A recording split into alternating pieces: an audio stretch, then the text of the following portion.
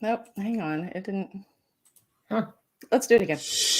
Welcome to Dead Folks Tales, a New Orleans-centric podcast exploring Southern Gothic stories, history, and hauntings. With your host, paranormal and fantasy author, Nola Nash. Find out more at nolanash.com. Now, let's talk about dead people. There we go. Now we got the magic go live button to go. Sometimes it just decides it's not going to do that. Welcome to the show, everybody. I am super excited to have Heather Graham on this show. Make sure that you are tuning in, commenting, share this with anybody that you know that loves her books. And there are so many books to love. And we're going to talk specifically today, since this is Dead Folks Tales, and we're talking about New Orleans themed things. We're going to talk about her New Orleans themed books, but there's so much more to know about Heather Graham. So Heather, thank you so much for joining me today. It is truly a thrill to finally get to meet with you and to chat with you. Tell the folks a little bit about you, about your work, how you take your coffee, whatever.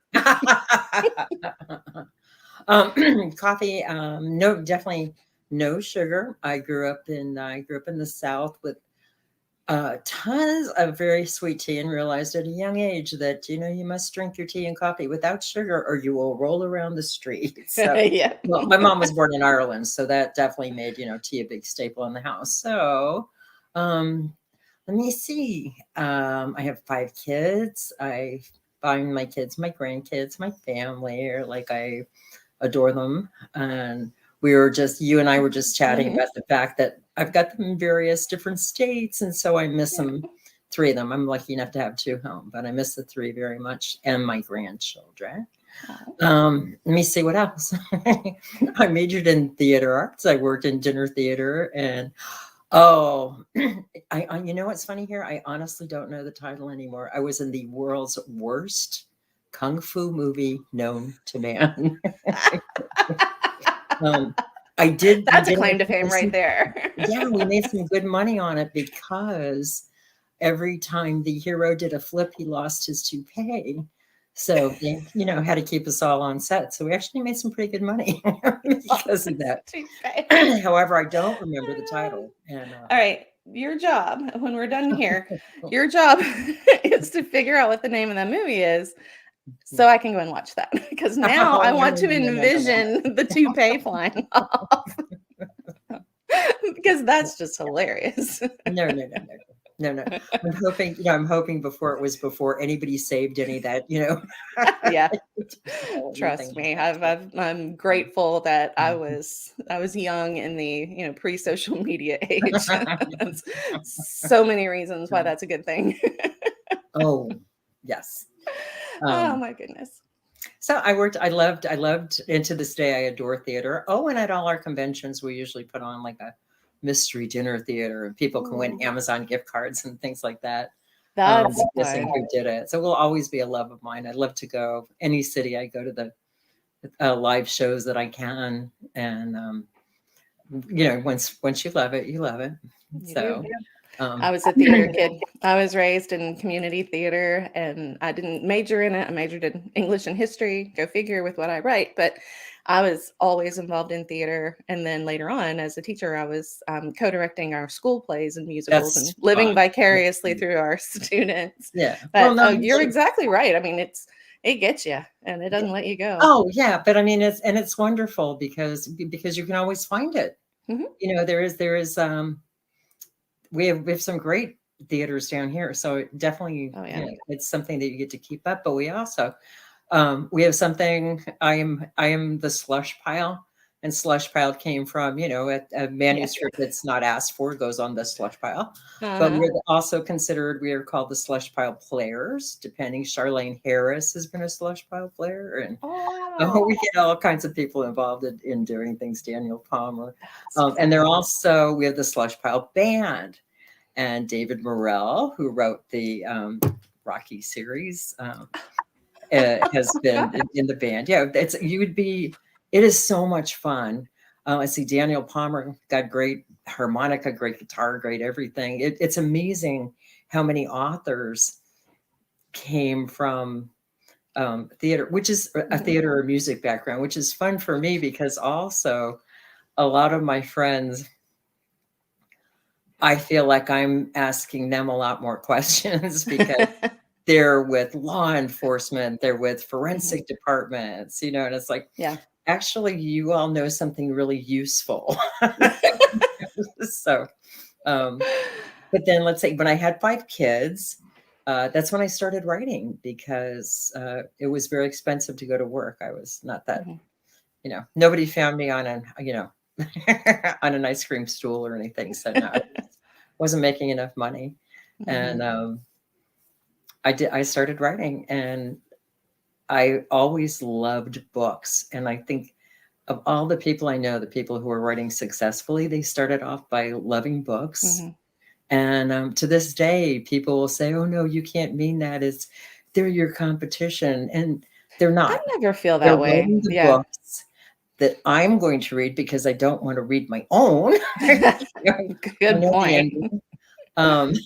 No, it's the most wonderful to me. I think one of the luckiest things about it is it's just one of the most wonderful groups of people because we all do want to help each other. And when someone says it's competition, it's like I'm pretty prolific, but I can't write 800 to 1,000 books a month, and that's what's published. So no, I want to help people if I can. Absolutely, and everyone's story is different. I never feel like I'm competing with other authors, and I feel like they are some of the most genuine and generous people out there. I love the author community. I really, really, truly do. Speaking of authors, we've got a wonderful author who's joined us. Laurie's here, and Laurie agrees. It's never competition. There's always room for more to soar and succeed. Absolutely. And that's something that I have always felt about the author community, that we just cheer each other on so much. And now I don't know if it's only fiction because, again, I didn't major in anything that I don't know about nonfiction writers, but I do know about my fiction people. We're good people. I belong to horror writers. I belong to mystery writers, romance writers, international thriller writers, and I love all of them. They're wonderful organizations. I love the people I've met through them. And then, there's the other thing too, I think that's fun is like, who else? Your family can be great. But it's like, who do you complain to about a cover? Who would understand?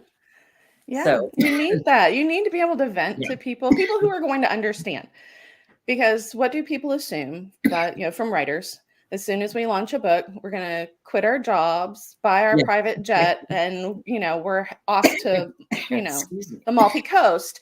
But, that's not how it works. And so you need those people who truly do understand the struggle, understand what you're putting into it every day, the passion that goes into it, because it's more passion than anything else. Sorry, excuse me. Grab you some water, Heather. I'm well, I promise. And that's another thing we have to do now, right? It's just allergies. Yeah. No. It's just allergies. I know. I'm the same way. In fact, I brought my water over here because I was so afraid I was going to do the same thing. I forgot to bring water in here. That's It's all right. If you need to take a, run off, I can always talk amongst myself here. I did a sip of coffee. There you go. Always good. Coffee can cure just about anything. I'm convinced. It's the coffee cure. I'm a big believer. Absolutely. Well, you have an entire series of books, and then you mentioned being very prolific, and you are. How many books do you have in total now? A lot. There's a lot. There's a lot. I've not counted them. There's so many, guys. If you want to read Heather Graham books, you can read Heather Graham books for a very long time before you run out, and she'll probably be writing some more and adding to your list as you go. It's at least 150. It's at least. My husband likes to say 200. I'm not sure. 150 is tremendous. I mean, talk about prolific. Well, but now I did start a while back. So, just to be fair, this was not this year. No, it's definitely a while ago. Okay, before it was a while ago. But I'm very, very grateful. I got to grow up reading. Like I said, my mother was born in Dublin. We were talking before, and when they came to the United States, she had like this stack of books, like amazing books. Wow. So I fell in love with history. And then my dad was in the Navy. He had all of these things on seafaring and, just the whole bit. And they were wonderfully encouraging. You were never like, oh, don't read that. That's not, whatever you wanted to read, they were encouraging. So I think that I just think that's the thing. Most of us who wind up writing fiction loved books. And, to this day, it's the same thing. And I think partially another reason too, that I've managed to stay calm many times with 5 kids, when you're in that line, when you have to pick your kids up and you're car rider sitting in a parked car, you always had a book with me. So I would still be a cheerful parent. That's a good thing. When a difficult thing to accomplish. Yeah. And your appointment's at 3:00 and he doesn't see you until 4:30 or 5. If you have a book, you're probably going to survive. You're in good shape. That's right. I'm not going if I can't take my book. Like that's sort of how it goes. And, lately, we have more choices of, whether we go or not, and more time to read or not. So it's kind of, I like the world that we're in now where we can say it's a telemedicine appointment, but I've set aside an hour because I'm used to traveling there and back. So I got 30 minutes to read, and then I'm going to log on and I got 30 minutes after. I like the doctor's appointments that kind of, you sit in the waiting room. They're a little bit behind. No problem. Read another chapter. It's fine. Yep, and then they move you into the little room and you get to read some more. Oh, when mine were little though, I mean, I always had a book stashed in the car. I had one in the kitchen. And somebody would say, how can you read different books at the same time? I could. I don't know. I used to do that. I didn't, you picked up right where you were. But I did that more when I was younger. I don't know that I can do it as much now. I think I get a little too scatterbrained now. I try it as much now, but now I'm definitely not sitting in line waiting to pick somebody up. So maybe that's it. We just don't have the reason to do it anymore. Yeah. Our kids are too old for that. Still usually have one stuffed in a car somewhere, because you never do know what's going to happen. But because of them, I think one of the things I'm super grateful for is, like I said, I belong to everything. I have covered my bases, but I love everything. So I've written a vampire series. I've written, and one of my favorite things I did was called Cafferty and Quinn, which takes place in New Orleans, and it's about a curio shop where the young woman who is going to wind up owning it had no idea what her father really did until he passed away. And then she got to find out what was really in the basement. So that's I love things series. Like that. Yeah. So I've done historical, I love history. So I try to make sure you're writing fiction, but I try to make sure all the history in it is good. Thank you for saying that too, because that has been my mantra all along. Every book that I write has got fiction. If it's not set historically, it has elements of fiction, but there's something that requires the history to be correct. And I've always said I don't want my readers to be distracted by inaccuracies in the history. So the history is right first, and then the fiction's kind of woven in. So I love that. Thank you for supporting that, because that has always been my thing. Pet peeve, and they do it in the movies now and then. What? No witches were burned in the colonies. We hanged people. We hung them. Yes. They were hung. Nobody burned witches. On a TV show recently, and it's like, no, you lost me. The minute you did that, you lost me. Yeah, and you would think that they would know, that the fans of that genre would know that. I mean, one would think. One would think. But I think this was some type of horror movie where somebody who'd been burned to death at the stake had cursed him and was coming back, so it was contemporary, but it's still like, it just drives me crazy. There's one other that drives me crazy, is in one of our truly heroic Seminole Indians was a man named Osceola, and he was taken under a flag of truce. And he wound up in a hospital because he was very, very ill. And the doctor who was treating him befriended him and really cared about him. So this part I didn't really figure out. I shouldn't say we, whatever back then, he was not executed. He died of natural causes. but the doctor did take his head to study. Okay, I really don't understand that. What? And then they did a couple of other things I really don't understand. Like if his children were bad, he would put the head on the bedpost to scare them. The doctor would? Yeah. So, and then when he passed away, he left the head to his son-in-law because he thought maybe he would want to do the same thing. Apparently the son-in-law didn't. But anyway, there was a fire and the head was lost. Oh. And one of the problems with that is that many people have tried to figure out his exact ethnicity, because Osceola was probably African American, white, whatever that is, and Native American. But they could never, really put everything totally together. And they said, oh, if they'd only had his head, they could have. But you'll hear people talk about how he was executed. And it's like, no, he wasn't executed. He died of natural causes. So that kind of thing just, I don't know. But what a story. I mean, and in this case, the true story is, and often in history, the true story is better. Bizarre. Yes. The true story is really weird. And so it makes an even better story. I always that irritates me when people try to take history that's already really interesting and then turn it into something that's not even as good. Weird things with it, like why? It's already crazy. You don't need to do anything to it. And it's even crazier because that crazy thing is true. You know, I mean, there's something about that, the fact that happened, that someone did that and that it's true. That makes things creepier to me, even. Yes. And I think that's why I like using those kind of bizarre stories from history. The things that really happened. Yeah. You can't, there would be no way in 1,000 years I could ever write something that's more bizarre than a lot of the truths that we discover, when we're doing research. So I love throwing those little gems in too. They're fun to find. And you get so excited about it. And you may be the only one that notices some of these little things, There are a lot of those in my books. And I'm just like, oh, that's an exciting detail. I know. I always feel like nobody's going to notice that. And then, of course, when you go to different conferences and writing classes, you get warned about the information dump. So you have to be, careful and thread all this information that you feel people must know because it fascinates you. You have to thread it in carefully. Yes. They don't care about your research. They just want to know your process and what you're working on. But I get geeked out about the history all the time because I love that stuff.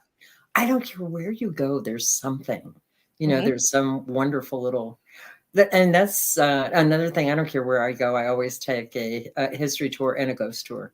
Yes. So you always get. I love those. Yeah. That's fascinating to me, is always doing the ghost tours. And in fact, I did a ghost tour recently. I mean, in Franklin, right here where I live, I've started doing the tours like a tourist in places that I pass by and have passed by for the last 20 years that I just really didn't know the history. I know my South Louisiana, New Orleans history really well, but that's because I grew up with my parents going on those tours, doing those things, going to the museums, learning the stuff. And then here, when I moved here 20 years ago, had a baby, was married in a new place. I was not at that point in my life where I was exploring all that much.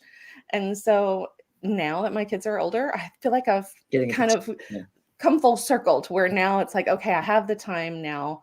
I'm going to go take this historic home tour by myself. I don't care. I don't need anybody to go with me. I'm interested in that. I'm going to go do it. And so I do.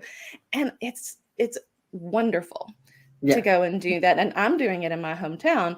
I'm more likely to do it when I go somewhere else, but to actually, be that tourist in your hometown, it's amazing what you discover too. I've learned so much that I've been just literally walking by for 2 decades. Well, one of the things I think that's you never know what you're going to discover, because Miami really doesn't have basements. I remember I was very upset with my dad at one point when everybody was building bomb shelters, because it's like, why won't you build a bomb shelter? And he was, because I really don't want you to drown. So, but I did find out, and then people scattered and extremely few people might have basements, but it's because they built up. Mm-hmm. It's because the basement is really, the foundation, and they have built the ground level up. But I found out one of our oldest hospitals actually has a basement because they turned their foundations into a basement at the same time everybody thought that they should have a bomb shelter. Oh, okay. There actually is one. And I would have said, and I just found that out, the same thing when you were saying about the things that you get to learn about, where you live. Though I have to admit too, I mean, I have been in South Florida all my life. Parents immigrated, met and married up in Chicago, moved south and decided they liked heat. So I've been down here since then. But the two of my favorite places in my state are Key West and St. Augustine. And of course, they're both places. Yeah, they've got such rich history that yes. It's so much fun to find stuff out. I spent a day in Key West, and I could have spent weeks there. Yeah. It was just fantastic. I mean, we were kind of hopping through. I think it was actually a cruise ship stop, I believe. Yeah. Well, I don't know if it is now. I know it has. It was on that day. I guess that's what it was. And, me and pirates, I had to tour Pirate Museum because that's my thing. But I love pirates. So I was so excited we have to pirates. be there. Yep. But there was so much more stuff that I wanted to see, though, and I didn't have time to do it. So Key West is on my list to go back to. St. Augustine. Oh, you definitely have to go back. Some of the architecture down there is absolutely beautiful and wonderful. At one time, it was the richest city per capita in the United States because of the salvage. And one of the most bizarre stories you will ever hear of happened down there. And any of your viewers can look it up. The gentleman involved called himself Count von Cassel. And the young woman was Elena de Hoyos. I'll try to make it really, really quick. He was born in Germany. He had a dream one time, and his grandmother told him that the dream that he had of this beautiful dark-haired woman meant she would be the love of his life. He married, he moved to Cuba, and then came to the United States. And his wife wound up in Zephyr Hills area while he was down in Key West. And then one day he's working in the hospital, in walks this absolutely gorgeous young Latin girl, Cuban, Elena de Hoyos. And he just thought that was it. However, she was married, but that didn't matter because when she was diagnosed with tuberculosis, he was out the door real quick. So this older gentleman, you have to look at the pictures because he was really pretty creepy looking and she was a gorgeous 20. But he was madly in love with her. I think I might know where the story. I might know where the story is going. You might know where it's going. Tell it. Okay, so I might be wrong, but I think. I'll bet you do. He treats her, but she has tuberculosis. She eventually dies. Builds her this gorgeous mausoleum in the Key West Cemetery. Goes every day for 2 years. Brings flowers, all kinds of things, and then all of a sudden he stops going. And then 7 years later, someone is looking into a window on the airplane he's living in on the beach because one day he's going to fly to heaven. And they see Elena de Hoyos preserved on his bed in a wedding gown. So, which of course, when they come to take him, he keeps trying to tell the authorities it's okay. He did marry her. She might have been dead, but he married her. So everything was okay. And this is what I think is probably the weirdest part is it was 7 years. So it was after he could not be charged with the grave robbing or disturbing because there was a statute of limitations on it. He had not killed her. So they weren't actually charging him. Naturally, the family was pretty upset. They were very Catholic. And for this to have happened to her body was not a good thing. There were rumors, too, that, and he asked to keep her for a few days. And during those few days, he created this effigy of her. And one of the stories goes that, he gave the effigy to the medical examiner and kept the real body. Kept her. I don't think that part's true because even in Key West, we have pretty good medical examiners. But the one that was funny that I thought, psychiatrists that he saw deemed him sane. And there were magazine articles across the country about the great romance. They did not write at that time about the fact that he had preserved her, with piano wire, mortician's wax, and things like that, and made her his wife in every way. Yeah, they didn't write that kind of stuff back then. But No. then he ran out of Key West. The beautiful mausoleum blew up, but nobody cared just so long as he got out of there. So he left. He went up to Zephyr Hills, where another weird thing happened. His wife did not move in with him, but she helped him. And so he got a home, and the story goes that he would sell his story for a quarter, write his memoirs and sell his story. And that eventually he was found in a coffin with the effigy of Elena de Hoyos. Or was it really Elena de Hoyos? I don't think so. I don't think so either. I don't think you need that. Yeah. The only reason I know that story is because I taught 8th grade English. And one of the short stories, I taught Landlady. And in the Landlady, she's embalming her guests. And she keeps them on the 3rd floor, and no one's allowed on the 3rd floor. And when you're teaching 8th graders, and but why did she keep these young men? Like, she was real particular about the young men, and she's this middle-aged woman. And it's like, how do I tell you what the author did? And it's like, I'm your teacher, and I'm just going to have you ask your parents that question. Why would a middle-aged woman keep the very well-preserved bodies of handsome young men on her 3rd floor? So we were drawing parallels between that story, and there's there was a guy, I don't know if he's in the Ukraine, somewhere in Eastern Europe, that he made dolls out of dead bodies and kept them all over his house. And it's all these preserving of these bodies. So we had several of these stories that we were comparing, because they were going, people don't do that. Like, this is so far-fetched. Like, what was Roald Dahl thinking? This is, first of all, Roald Dahl wrote that story, The Landlady.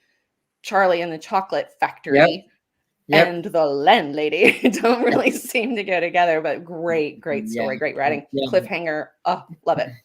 But they were like, no, real people don't do this. Like, that's just so far-fetched. Like, really? No. And so I'd forgotten the man's name. I'd forgotten their names. So once you started getting into it, I was like, I'm blanking on his real name right now, which I can't believe. Carl.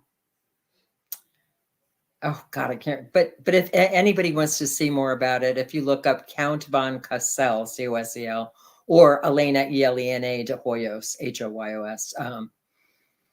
It's truly bizarre reading, but there's another, and this one's really tragic, a more recent one. Right at the year after Katrina, a young man who was, lived in New Orleans, lived in the French Quarter, had lots of friends there, was known to be just a super nice guy. Along with his girlfriend, who was a super nice, young girl. You know this one too. I know this one. Tell this one. Okay, you're a better storyteller than me. Tell this one.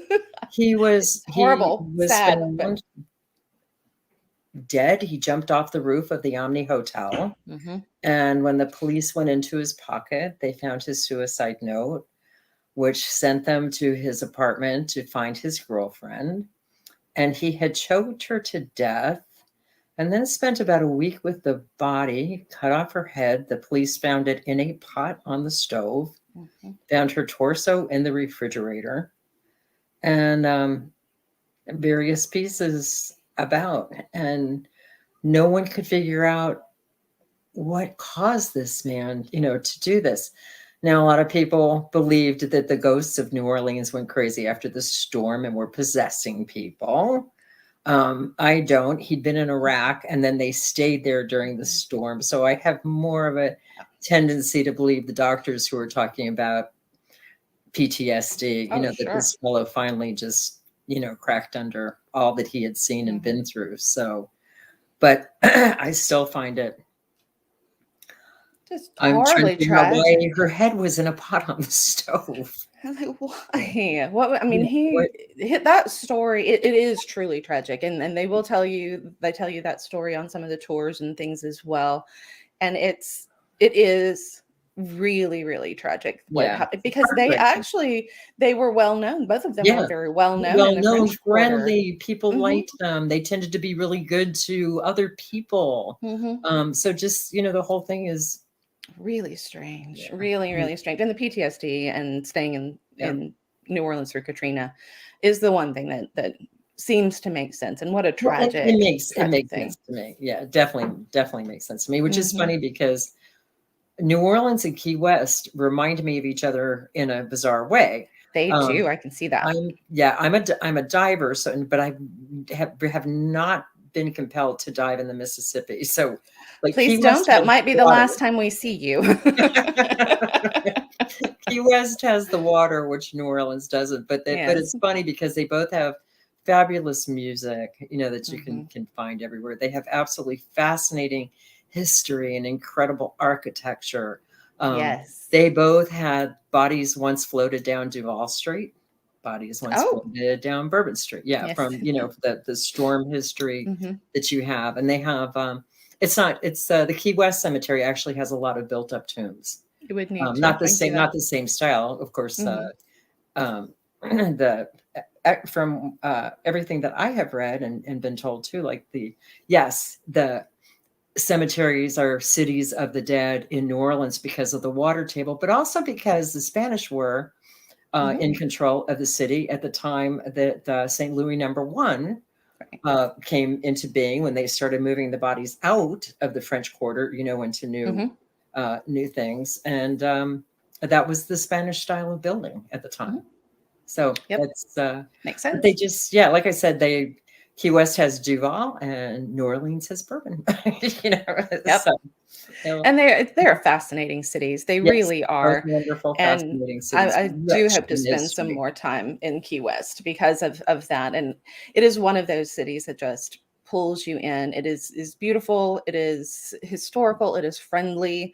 There's great food. Oh, yeah. And I mean, there's so many great reasons to go to Key West. And I do hope to get back down there. And I always figured the Keys are your reward for living in South Florida. I can actually I can go with that. That makes perfect sense to me. Makes perfect sense. Now, your series that is set in New Orleans, tell everyone the title of that. The series is not all set in New Orleans. They're called the Crew, Krewe, of Hunters because they were founded in New Orleans. Actually, this last year, all the books, there's 3 that come out each year. And this last year, all of them take place in New Orleans with, various things. I can't remember my titles, of course. The last one's The Unknown. And then I think there's The Unforgiven. And I can't remember the first one, but also anybody who wants to go to my website for holidays, when I can, I do short stories, and they're available on Amazon for 99 cents because I can't figure out how to do them free. And then they go out to my mailing list, and they're available on the website. So one of my favorite, we'll have one coming out tomorrow, I believe, but one of my favorite that I've done is based on a family member, and it's called Jack with a Lantern, and it's available up there. That was my Halloween story this year, and it takes place in New Orleans too. So Thanksgiving will take place in New Orleans. Yeah. Excellent. So great New Orleans stories, and we've got lots of folks who are joining us. Pam is here. Thank you. Thanks for joining us, Pam. Lots of friends tuning in, lots of fans of your work, and I'm just a fan of you. I have thoroughly enjoyed just sitting here and getting to chat with you, tell stories with you. It's been truly my pleasure to have you on Dead Folks Tales. Thank you. And I want to thank Pam too for getting us together. Yes. Yeah, I miss Pam. I haven't gotten to see her in a long time. I know. I love that lady. I absolutely love that lady. I'm a huge fan of hers too. Yeah, well, we have a strange history too. I met her years and years ago, having nothing to do with writing. That is a strange history when it comes to Pam. She is all things books all the time. Oh, yes, and she is. Her cats, her fabulous cats. Gotta love that. Yes. Pam Stack, our executive producer, she's an amazing person. Yes. I mean, she's a very giving person, and she loves to connect authors and readers to authors. So we are very lucky as authors to have those advocates for us out there in the world who are doing those great things. And I'm blessed to know many of them, Pam Stack included in that. And I hope that we get to hang out at some of these festivals that are actually coming up conferences that are going to be happening. Let's hope that they're going to be happening. I believe they are. Like I said, I honest to God believe that we are going to move forward in 2022. And I hope so. I'm really looking forward to it. So yes. I again, just I love people. Mm-hmm. And I miss people. I miss people. And it's so funny too, because I'm living with a daughter and a 3-year-old grandchild, trying to get through all this, and the son who just had surgery. And the 3-year-old, she kind of breaks my heart, because we had Uber food delivered the other day, and she was behind me and I didn't see her. And she ran out to hug the lady, who was luckily very, very nice. She just, because we're not, seeing enough people. There's someone else. Yeah, she's going to be very much so a people person. Oh, that is so cute, though. Yeah. Well, we've got to get all of this mess behind us so that our precious babies can go around and hug people. Will. I believe we can spread the love once more. Yep. And I hope that we connect at one of these conferences. Oh, I know we will. I would absolutely love to just sit down and have a drink with you and just continue telling stories, because this has been truly a joy. It really, really has. And I'm so grateful that we had this time together. I really thank you so much. I look forward to a lot more, because I think we've shared a lot of strange. Yes, absolutely. Well, there's so much more to talk about with you, and you were welcome to come back on the show anytime that you are free. I would love to have you back, and you've got such great stories to tell. And I know that the viewers and listeners would love to see you back too. Appreciate it. Thank you. Well, tell everybody where they can find you on social media before we wrap up. Let's see, on Facebook, I'm Heather Graham. I think I'm Heather Graham.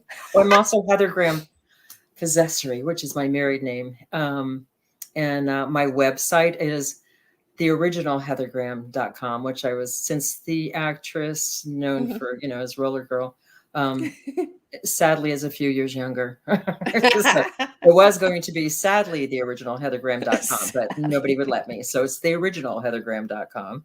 That's funny. And like I said, there, anybody who wants to pick up a story, they are available on the website. Fantastic. Thank you so much for being here. Thank you for sparing part of your holiday week. I hope that you and your family, even though it is not the Thanksgiving that you had in mind, I hope that it is all things wonderful. I think there's a line from Darby O'Gill: when I'm not with the one I love the one I'm with. Yes, so absolutely. We will be grateful for those who are able to be with us, and grateful that those who are not with us are doing okay. So absolutely. Yeah. Absolutely. Well, have a wonderful holiday week to you, to your family, and to all of those that are tuning into Dead Folks Tales. Until next time, we will talk about some more dead people dead. Dead Folks Tales is a copywritten podcast of Authors on the Air Global Radio Network. Special thanks to producer Roman Suritin and executive producer Pam Stack. Join us next week for another episode of Dead Folks Tales.